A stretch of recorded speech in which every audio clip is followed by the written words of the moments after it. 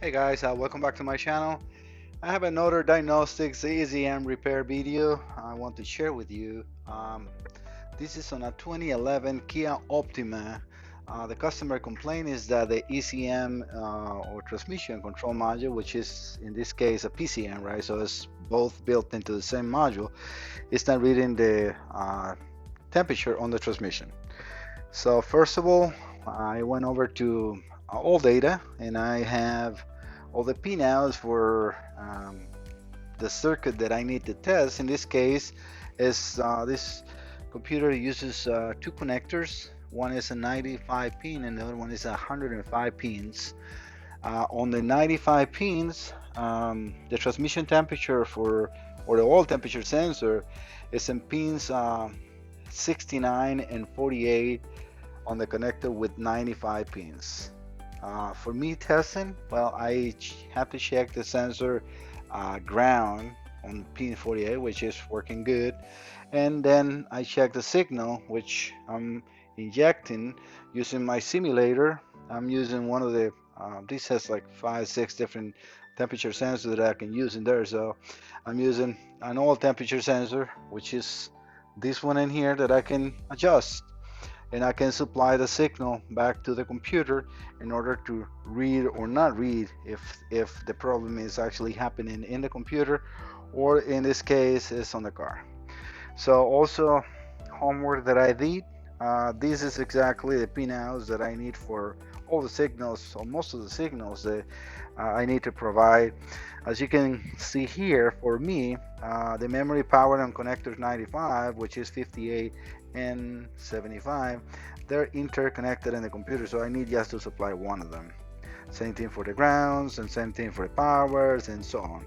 I have CAN low and CAN high, which are pin 60 is CAN low, I'm sorry, and pin 77 is CAN high. I don't think, yeah, I think that's all I need. In pin 41, which is battery power when on the ignition, or start, which is ignition, right? So that's going to be the ignition to turn the computer on. I'm using these very handy packs.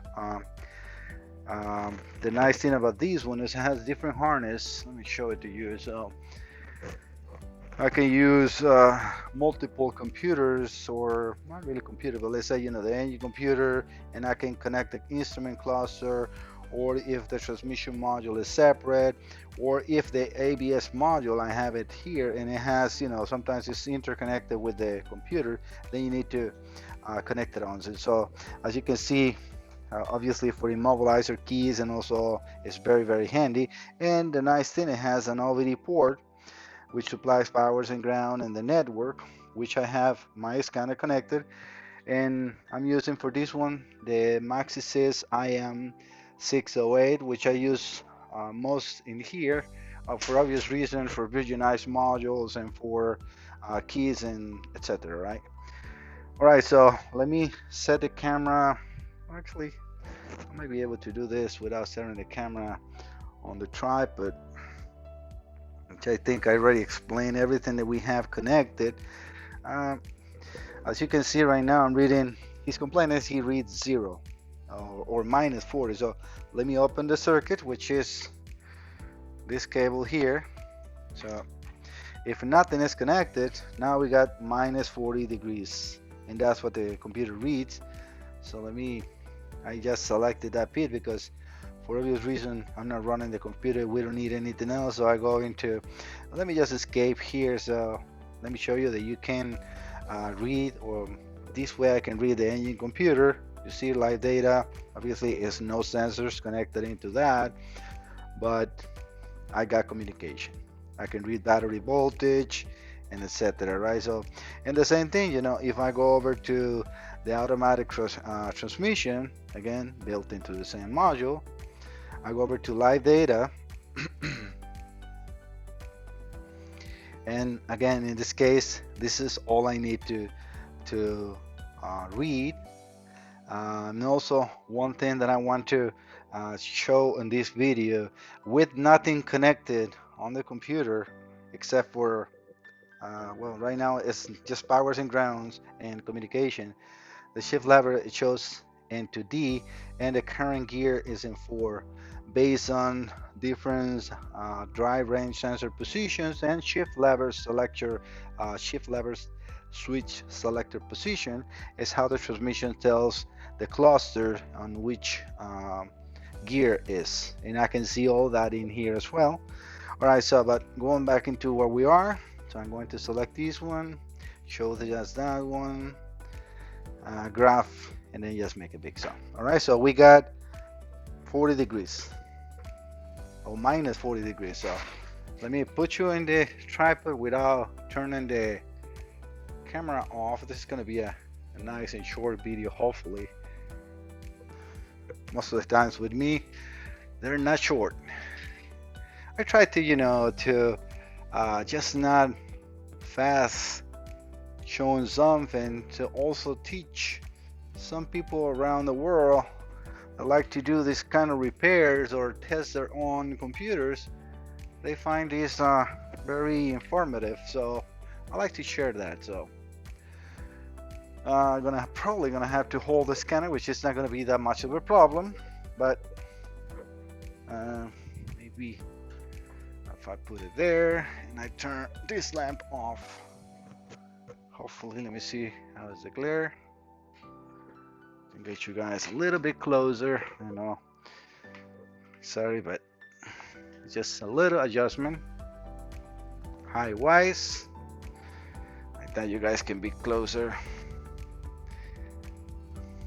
Just don't want to turn the camera off to keep this as live as possible, or in one recording. I think that shows really good. All right, so again, I have this as the transmission temperature sensor, and right now it went to 139 degrees, which is, very normal transmission when it gets hot. And I can adjust the knob. I think that's the highest temperature I can do with my current configuration. But as you can see, I can go from minus 40 all the way up to, and I can read it slowly, I think it's 142 degrees, so 43 degrees. The other way that you can do this too is with a decade box or resistor box like this one. Yep, you guys are seeing it. So we can just apply the same principle. In this case, I'm just going to use resistance. The module most likely is going to supply a bias voltage for normal, trying to do too many things at the same time as we go. I know a lot of people say you should prepare your information before you do it. I try to be genuine, prepare information and stuff like that. It's like a class. Well, probably for a class that might be bad. So you can do this same thing with a decade box. So in this case I have 80 ohms. Hopefully you guys can see that in there. Let me see. Trying to find a position that works for you and me. Yeah, I think cameras. Yeah, I think you guys can see that very well. So another way, so you need is one side to ground, which is what the computer will provide. And just to check that as well, I'm going to put that pin into ground.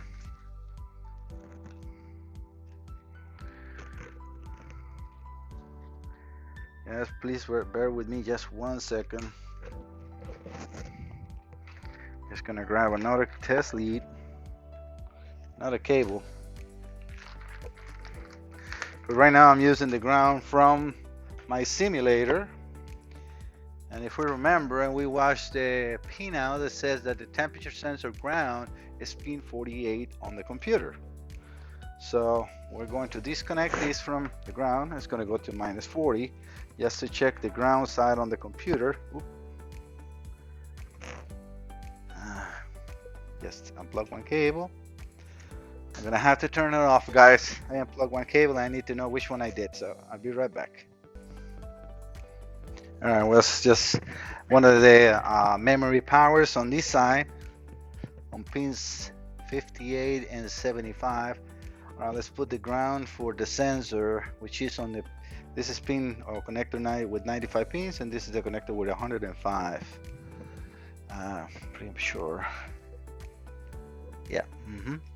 So on the one with 105 pins, we need the transmission temperature sensor ground. So 48. Very nice. It has pretty much all the pins marked, at least the edges, right? So we got 43, 44, 45. So 3, 4, 5, 6, 7, 8.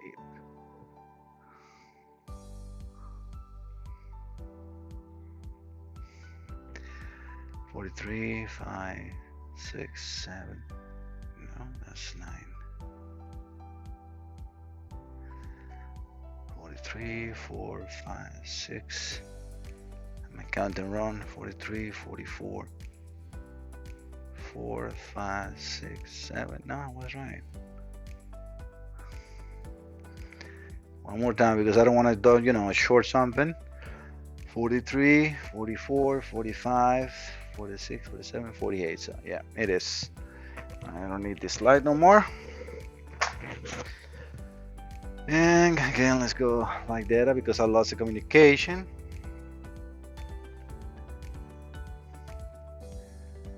Transmission temperature, show the selected, graph, and big, right? So, all right, so this should work as we have it before, and voila. So this is now a full test on that circuit. Why? Because we are showing or using the same ground from the ECM or PCM in this case, and then the signal going through a decay box, aka all temperature sensor. So we can increase the values or decrease the values. Actually, by decreasing is raising.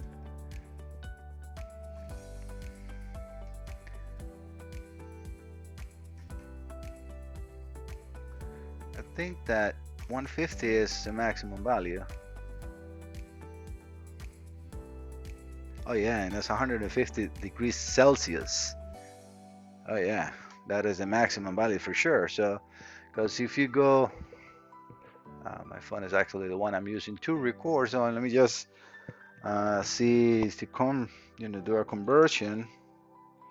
So 150 C to Fahrenheit. That's 302 Fahrenheit. Yeah, definitely that will be a full temperature transmission. And yeah, that's how you do it. So okay, so 20 ohms is full temperature. Sorry, I went the wrong way.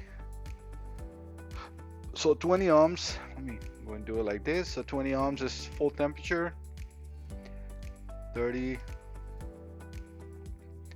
40 is a still full temperature. Yeah, so actually it's around 40 something, 50 something. Yeah, let me increase here. Want to see what the the maximum value is. All right, so 54 is 150. Let me show you that 54 ohms, and this is, just if I go to 50 ohms, it's 150. 55 is 149. All right, so we can increase now the values by 10, and as you can see, the temperature is dropping down. Oop, that will be too much. We need to put probably 1 in here, and that is making a big difference. So 200 is 84. And as you can see right now, 495 to 67 Celsius. And then we're, 54, 49. Yep, I went to.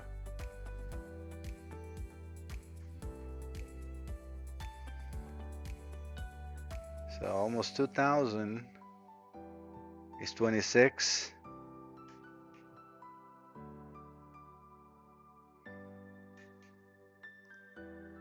Yeah, so yeah, as you can see now, it's on the thousands of ohms to reach that uh, completely, zero, let's say, zero Celsius. But again, for me, the easiest way is to use my simulator. Again, you can use that. All you really need to see is, I mean, the computer is reading. So that circuit has absolutely nothing wrong with it. And the problem might be on the car. For this computer, I have another one that we repaired and was actually the 5-volt regulator. I should have recorded that one. And now that I got this one, I wanted to show you the process of how I connected, and and I do all this work. Again, if we open one of the wires, it should go over to minus 40 degrees, which is an open circuit. And that's it, guys. So short, but I hope good information. um, I hope see you next time. Stay tuned. Bye bye.